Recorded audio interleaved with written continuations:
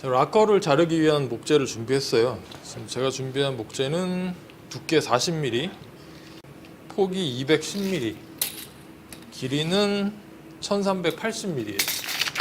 이렇게 길이 여유가 있고요. 두께도 최종적으로 만드는 락커는 한 35mm 정도인데 지금 40mm로 작업을 한 후에 나중에 다듬어내야 돼요. 여유 치수가 꼭 필요해요. 그래서 40mm로 준비했고, 목재는 꼬인 결 없이 고든 결로 준비하시는 게 좋고요. 지금 이렇게 옹이 있는 부분은 잘라낸 다음에 그 짧은 쪽, 그 락커가 연결되는 짧은 쪽에 사용할 수 있을 것 같아요. 뭐 이렇게 얇은 걸 켜내는 여러 가지 방법 중에서 저는 테이블소, 펜스로 그냥 잘라내는 걸 사용하고요. 날마다 다르긴 하지만 켜기 날은 좀 측면이 깨끗하게 안 나와요. 그래서 월럭 같은 경우에는 이렇게 콤비네이션 날 쓰거든요. 티스가 60개짜리 콤비네이션 날인데 이 정도로도 뭐 무리 없이 깨끗하게 지나가고요. 또 중요한 거는 이 뒤에 밀 때 뒷부분을 이렇게 넓게 만들었어요. 그래서 이렇게 마지막에 밀 때 전체를 같이 밀어주는 거죠. 이 잘리는 쪽만 미는 게 아니라, 잘리는 쪽만 밀다 보면 끝에 끄스러미가 살짝 남을 때가 있거든요. 그러면 점점 치수가 달라지잖아요. 그래서 동시에 같이 밀어줄 수 있게 이렇게 밀대를 제작했어요. 그리고도 이렇게 잘라내다가 면이 틀어지면 계속 수압 대패에 가서 이쪽 면을 잡아가면서 사용할 거예요. 그게 제가 가진 장비로 균일하게 얇은 목재를 만드는 방법 중에 가장 효과적이고 편한 방법이더라고요. 자, 그러면 락커 재료를 가공해 볼게요.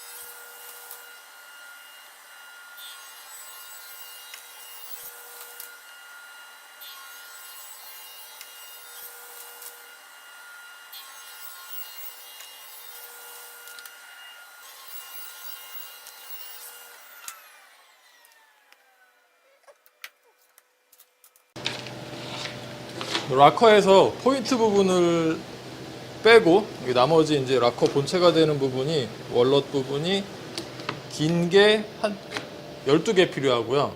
5mm로 켠 이 목재가 12개, 그리고 짧게 들어가는 그 연결부에 짧게 들어가는 게 24개가 필요해요. 짧게 들어가는 부분은 250mm 정도로 잘라서 사용할 거기 때문에 여기서 24개가 나오겠네요. 그죠? 5등분 하면 되니까. 지금 5개거든요. 그래서 예상보다 이렇게 남은 것 같아요. 제가 처음에 210mm에서 작업을 했는데 톱날 두께랑 뭐 중간에 대패를 칠 수도 있으니까 톱날 두께에 필요한 두께 5mm 해서 뭐 전체를 넉넉 잡고 10mm로 봤어요. 그래서 지금 총 나온 개수가 6개, 6개, 얘도 예비까지 포함해서 6개라고, 총 18개라고 가정하는 거죠. 그래서 180mm 정도. 근데 뭐 실제로 톱날이 좀 더 얇고 중간에 대패 작업이 필요 없어가지고 지금 60mm가 남았으니까 150mm 정도 폭에서 재료가 다 나왔네요. 자, 락커 부재를 다 준비했어요. 이 본체가 되는 월넛 6장씩 2개, 그 이어지는 블럭 쪽에 사용될 이 짧은 부분, 이게 총 이것도 6장씩 4개 이렇게 해서 준비를 했고요.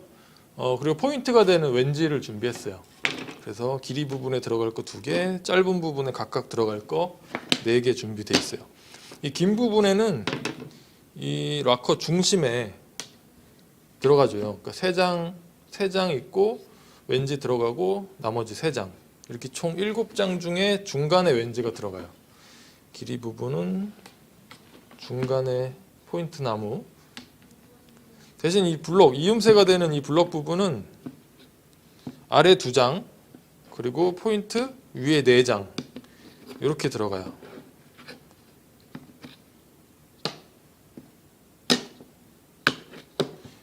그래서 순서로 헷갈리지 않게 미리 세팅을 해놓고 이제 밴딩을 시작할 거예요. 그래서 이 두 장 붙은 쪽이 락커에 붙는 부분이에요. 다리랑 붙는 쪽이 위로 올라오는 내장 쪽, 이렇게 세팅을 해주시면 되겠어요. 이 락커 밴딩은 좀 시간이 촉박하죠. 본드가 마르기 전에 빨리 해야 되니까 이렇게 미리 세팅을 했어요. 여기서 바로 본딩을 다 해서 그대로 옮겨서 밴딩 틀에서 바로 클램핑을 시작할 거예요. 근데 이거 혼자 하시면 좀 버거워요. 혼자 하시면. 그래서 저도 이제 동생한테 얘기해서 같이 작업을 해서 밴딩하는 걸 보여드릴게요.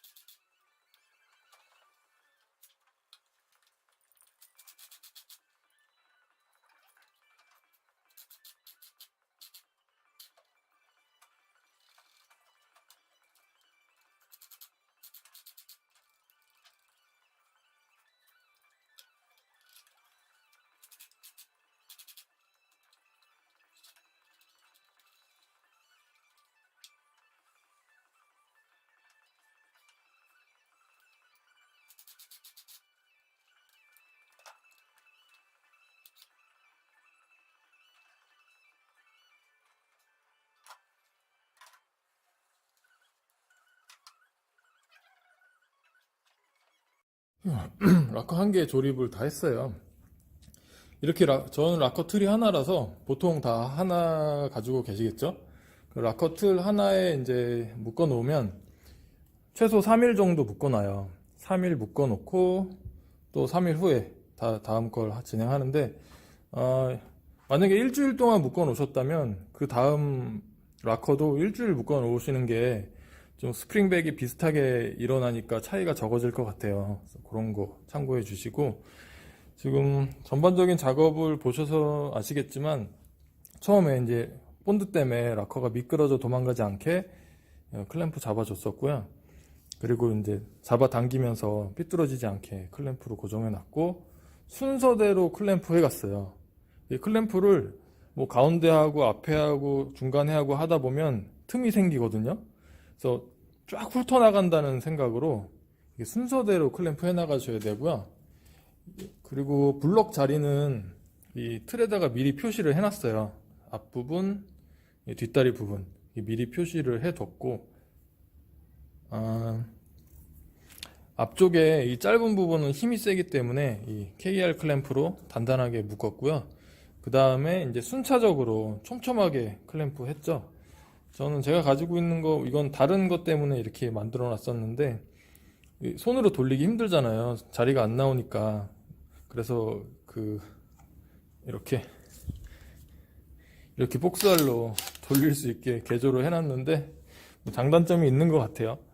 이렇게 안 되면 이게 번갈아 가면서 클램프를 하시면 되겠죠. 한쪽은 손잡이를 반대쪽으로 이렇게 번갈아서 클램프를 하시고, 또 중간에 퀵 클램프로 잡아서 모양을 만들어 놓고 힘이 센 KR 클램프로 묶어 놓았고요.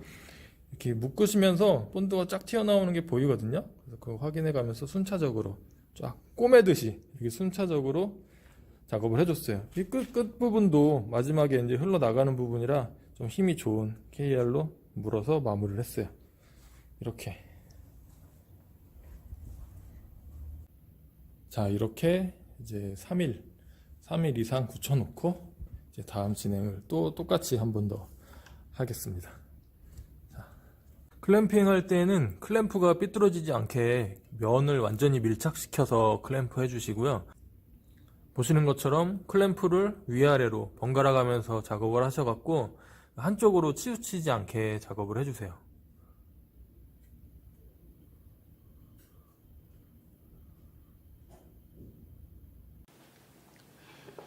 4일 정도 지나고 클램프를 풀어줬어요. 클램프 풀고 나면 이 밴딩 틀에 살짝 붙어 있잖아요. 이거는 이렇게 망치로 탁탁 쳐주면 떨어지죠.